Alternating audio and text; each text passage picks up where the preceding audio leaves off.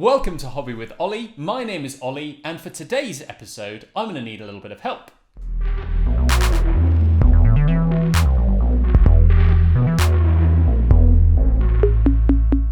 So today I'm doing a bit of a challenge. We've got an hour to paint an orc boy, and we've got 3 different levels of painter. We've got an absolute beginner who's only ever painted a couple of models. Hi, I'm Phil. I'm 27 and very, very new to miniature painting. I failed art at school, probably because I have the painting ability of an orc. We've got my girlfriend Meg, who has painted up a few models in her time. Say hi. Hi. I'm Meg, and I have... Ooh, how long have I been painting for? It's like 2-3 years. But I'm like a low-key painter who only paints every so often and only ever half finishes models. And then we've got myself, who's also far from an expert, but at least has done a little bit more painting and learning a few more techniques. This is meant as a bit of a light-hearted view of how different people approach miniature painting with different levels of experience. Let's get this started by introducing the challenge to the competitors. You ready? Need face moisturiser, but yeah, alright, I'm ready. So you have 1 hour to provide me with one fantastically painted orc. Yep. And your time starts now. Alright, let's go. Starting off with the wild flesh. What are you starting with? What flesh? Oh, there are so many different greens. Put it down. Nice and neat. Nice big brush. Whap it on. So I'm just going to base paint all of him. Base is base. We start with base first, because that is the base. So, after varying degrees of consideration, our painters all went for the WAAAAGH flesh base paint. One major difference to notice here is that Phil opted for the smallest brush available, a size 000, where both Meg and I went for a size 1. In the first minute or so, we can already see Phil falling behind as he has to spend so many more brush strokes to paint his model. It's quite common when you're first starting out to reach for the smallest brush available because you lack brush control, but I'd always recommend using a nice big brush to lay down your base paints. This looks so pro. This looks excellent. Nothing could possibly go wrong. I feel like if orcs could paint, this is how they would paint. Our fave lad, Duncan Rhodes. Big man, big up Duncan. Big up Duncan. Has always said, well, one, his famous catchphrase of G then coat, but he has also always said about starting with the lower layers and then going upwards from there. Meg is absolutely right here. It's good practice to start out with hard to reach areas, often in the centre, as you want to get your paints in here before you get too far through painting the other areas of your model. This way, you don't have to risk getting green paint onto your beautifully painted armour panels, for example. Phil is still struggling away with his tiny brush. Meanwhile, I'm busting out my secret weapon. Secret weapon? Hairdryer. The hairdryer is an invaluable tool for speed painting. It lets you dry layers of paint so you can quickly come back in for another pass. This allows you to be quick while still using thin paint so as not to obscure details. Unfortunately, it seems someone else has learned the secret technique of the hairdryer. I'm full in panic mode. Oh, saying that she wasn't going to use the hairdryer. My favourite part about Meg's technique here is that she's clearly trying to volumise his lustrous coat. Look at that little wiggle. I am going to be really sad when you see 10 minutes, just so you're aware. While Meg's may be quite far away from the 10-minute mark, another of our painters has only just moved on from orc flesh at 10 minutes. This is going so well. Rome wasn't built in a day, because I've been fully focused on delivering the best possible paint job. And also struggling. So we'll leave Phil to his master work, and let's check in with how I'm getting on. Now, I'm going to do next the next layer of the skin. I'm going to go Warboss Green. Yes, I'm being brave and deciding that I can manage to do some highlights. We'll see if this pays off. It didn't pay off, as we'll see literally 30 seconds later. I'm going to come back to that. That's not going to work. I'm going to be relying on the premise of paint the areas that people are going to look at. That's going to be my advantage. Well, that's the idea. The idea that I'm talking about here is focusing on the face and the weapons, as those are going to be where people's eyes are drawn to. With limited time, you don't want to spend your precious minutes on painting the underside of an orc's butt that no one's ever going to see. Let's check in with our least experienced painter to see if he's applying any of these techniques. What's your plan with the body of it then? To have it be black. That's the plan. To lather it in Agrax's Earthshade to make it look really good. Phil has a very basic knowledge of miniature painting, so he probably isn't going far wrong with trying to use Agrex's Earthshade, or Liquid Talent as we like to call it. That's me. That's what this paintbrush feels like right now. But I think he may struggle to see it on the black armour. Let's do a 15-minute check-in. So everybody's got varying levels of different base paints. I've managed to get down most of the different colours that I want. I'm just starting on the silver. Meg has got down the green, the black, and is starting on her silver layers. Phil is still powering away on the Orc's black shirt. Meg reaches a big milestone at about the 16-minute 30 by starting on the yellow parts of the armour, though she has got some issues to contend with. Right, let's go in with the yellow. Am I going to regret this? Probably. Right. Oh no, I don't have a hair tie anymore. There it is. I'm wasting time. Mayday! With hair tie in place, Meg found a new nemesis, the stick of the Orc's stick bomb.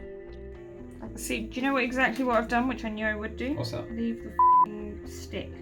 And had just enough time to complain about a certain paint's poor coverage. Also, I hope you can all now see how f***ing ball ache that is Avalan Sunset. All this stress was clearly taking a toll on Meg, as she was completely unable to understand the concept of folded cloth.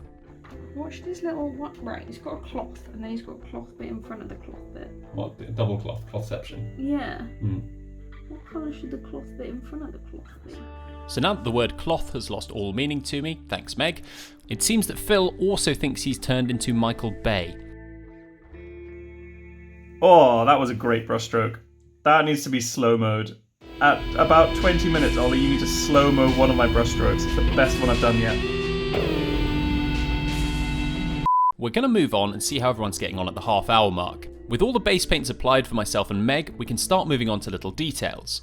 Phil is still struggling and languishing a bit behind doing the black on his model. At this point, I have a bit of a realisation that if I want to make this model look good, I'm going to have to get a bit of a shuffle on. There's 30 details and I've only got a minute to spend on each. That's going to be... crikey. No. While I was panicking, Megs was busy reminding herself of some of the most important things in miniature painting through the medium of song. Don't tip the bottle over, don't tip the bottle over, don't tip the bottle over. And while dealing with my Orc's dentures, I decided to be a comedian. Too thin. And Phil finally got around to putting something other than green and black onto his Orc. Time to add a splash of colour to our Orc. Now, would I have chosen to go straight to the very brightest yellow colour? Probably not, but he's making artistic decisions here, and this man's artistic vision truly knows no bounds. To really start to make the face of my Orc pop, I decided to add some red eyes. This is again following the same principle that you want to make sure you put most of your time on a paint job into the face and the weapons, because that's where people's eyes are going to focus. With a similar idea in mind, Meg decided to highlight up the skin of her Orc. Here, she's mixing War Boss Green into her War Flesh, and she actually went quite a few layers on here, spending a lot of her time on the skin. And Phil decided to branch out from filmmaking into the world of fashion. He's got yellow gloves. Yeah. Because he's made fashion choices that he definitely doesn't regret.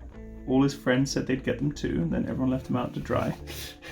So with more fashion choices from Philip, a few more details added from me, and many more paint pots opened for Meg, we were on to the last 10 minutes and the mad scramble to get everything painted. Visible panic setting in.